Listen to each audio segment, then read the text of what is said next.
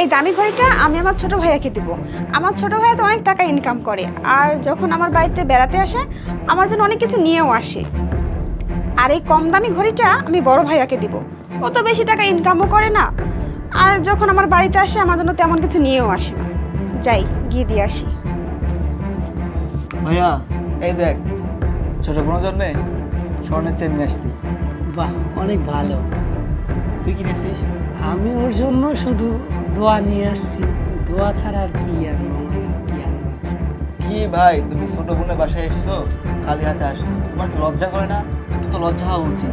আর দেখো আমি স্বর্ণের চেন নিয়ে আসছি। আচ্ছা তোমার বড় ভাই হিসেবে কি তোমার লজ্জা করে না? তুমি খালি হাতে আসো বোনের বাসায়। ভাইয়া তুমি চলে আসছো? হ্যাঁ হ্যাঁ, বস। ভাই দেখছো আমার ছোট বোনটাকে কত সুন্দর লাগতেছে?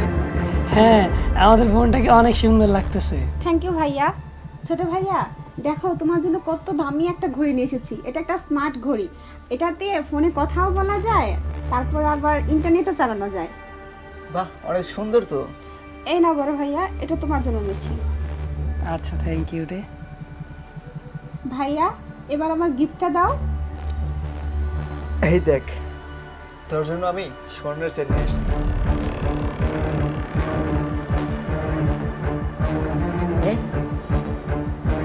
ওয়াও ভাইয়া, কত সুন্দর আর দামি একটা চেন।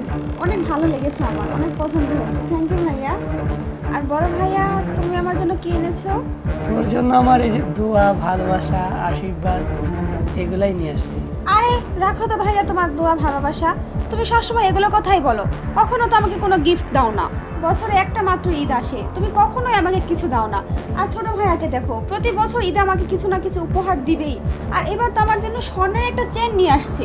আর বড় ভাই হয়ে তুমি আমাকে কিছুই দিলে না। আমি তো তোমাকে একটা গিফট দিয়েছি, সেই হিসেবে তো তোমার আমাকে কিছু দেওয়া উচিত। তোমার লজ্জা করে না? তুমি যে আমার বড় ভাই, তুমি আমাকে কখনোই কিছু দাও না। আরে ওর তো লজ্জাই নাই, ওকে তুই কি বলতেছিস?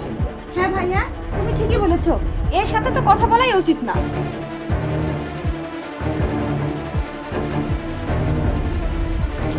আরে বোন, বোন তোর কি হলো? বোন বোন বোন কথা বল।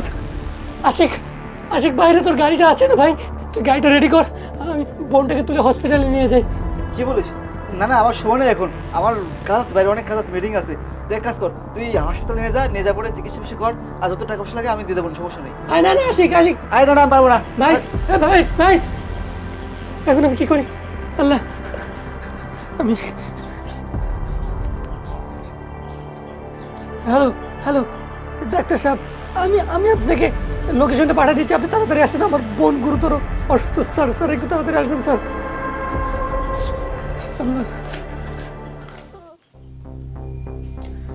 ভয়ের কোনো কারণ নাই। কে হয় আপনার ইনি? আমার ছোট বোন। একটা খুশির খবর আছে, উনি তো মা হতে চলেছে। কি বলেন স্যার? এটা তো সত্যি অনেক খুশির সংবাদ। হ্যাঁ, ঠিক মতো খাওয়া দাওয়া করলে সবকিছু ঠিক হয়ে যাবে। শরীরটা অনেক দুর্বল, ঠিক আছে? আচ্ছা ঠিক আছে, আমি চলে যাব, আমার ফিসটা দিয়ে দিন। স্যার আমার কাছে তো টাকা নেই, কিন্তু স্যার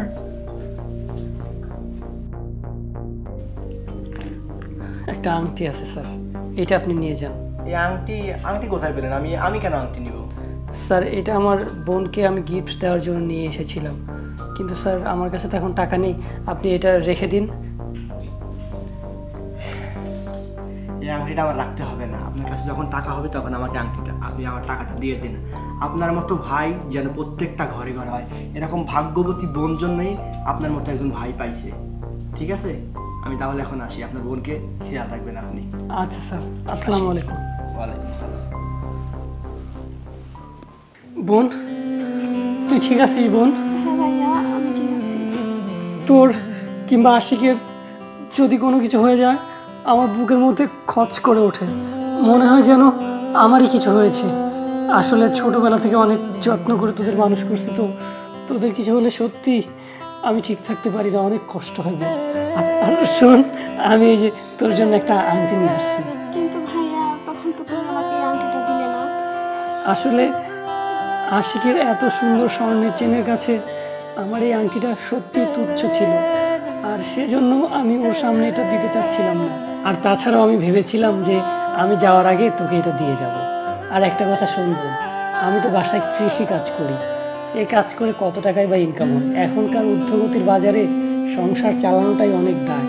আর প্রতিবার আসি কিছু নিয়ে আসিনি, কিন্তু এবার আমি অনেক কষ্ট করে কিছু টাকা জমিয়ে তোর জন্য এই আংটিটা নিয়ে এসেছি বোন, তুই এটা রাখবো। ভাইয়া তুমি আমাকে ক্ষমা করে দাও, আসলে তখন আমি লোভে পড়ে তোমাকে অনেক ছোট বড় কথা বলে ফেলেছি। তুমি তো ছোট থেকে আমাদের বাবা মার মতো করে মানুষ করেছো, আমার আসলে একদম উচিত হয়নি তোমার সাথে এ ধরনের আচরণ করো। তুমি আমাকে ক্ষমা করে দিও ভাইয়া। আরে না, যাদেরকে আমি সন্তানের মতো মানুষ করছি তাদের কথা আমি কখনো কষ্ট পাই না বোন, তুই এটা রাখ। আচ্ছা ভাইয়া, ঠিক আছে। আচ্ছা।